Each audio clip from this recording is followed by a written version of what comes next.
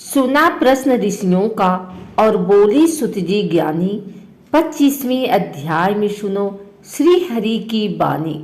जय श्री कृष्णा, राधे राधे। आइए सुनते हैं कार्तिक मास महात्म्य का 25वां अध्याय।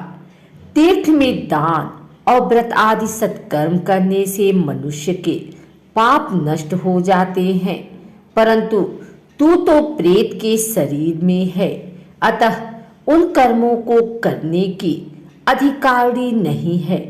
इसलिए मैंने जन्म से लेकर अब तक जो कार्तिक का व्रत किया है, उसके पुण्य का आधा भाग मैं तुझे देता हूँ।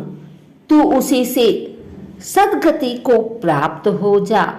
इस प्रकार कहकर धर्मदत्त ने द्वादशाक्षर मंत्र का श्रवण कराते हुए तुलसी मिश्रित जल से ज्यों ही उसका अभिषेक किया, त्यों ही वह प्रेत योनि से मुक्त हो प्रज्वलित अग्निशिखा के समान तेजस्विनी एवं दिव्य रूप धारी देवी हो गई और सौंदर्य में लक्ष्मी जी की समानता करने लगी।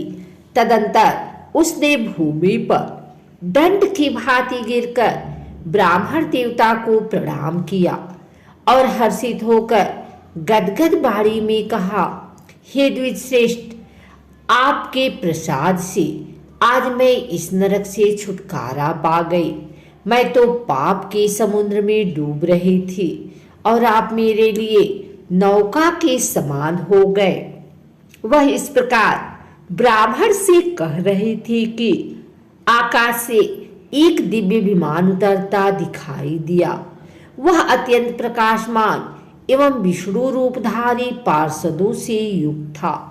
विमान के द्वार पर खड़े हुए पुण्यशील और सुशील ने उस देवी को उठाकर श्रेष्ठ विमान पर चढ़ा लिया।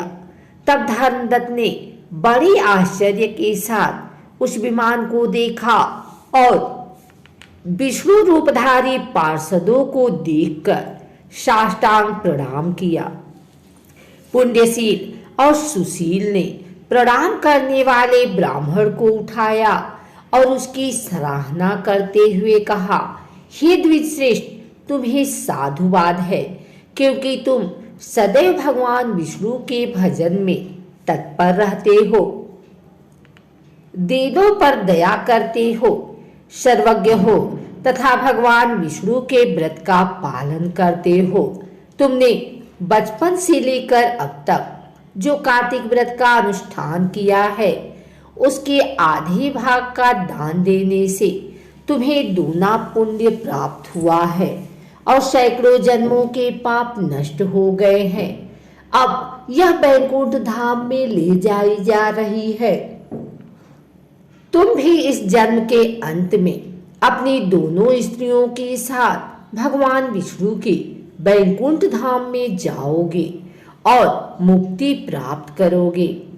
धर्मदत्त, जिन्होंने तुम्हारे समान भक्ति पूर्वक भगवान विष्णु की आराधना की है, वे धन्य और कृत्य हैं। इस संसार में उन्हीं का जन्म सफल है।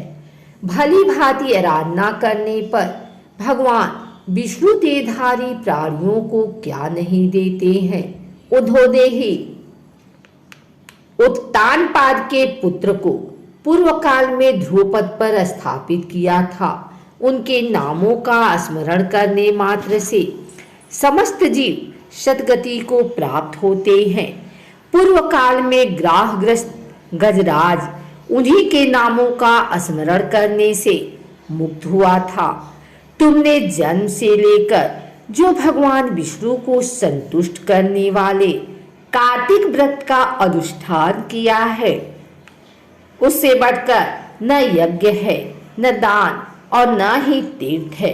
विप्रवर, तुम धन्य हो, क्योंकि तुमने जगत गुरु भगवान विष्णु को प्रसन्न करने वाला कार्तिक व्रत किया है, जिसके आधे भाग के फल को पाकर यह स्त्री हमारे साथ भगवान लोक में जा रही है।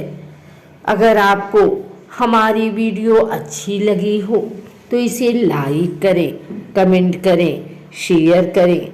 हमारे चैनल को सब्सक्राइब करके बेल नोटिफिकेशन ऑल पर सेट कर ले, ताकि आगे आने वाली वीडियो सबसे पहले आप तक पहुंच सके।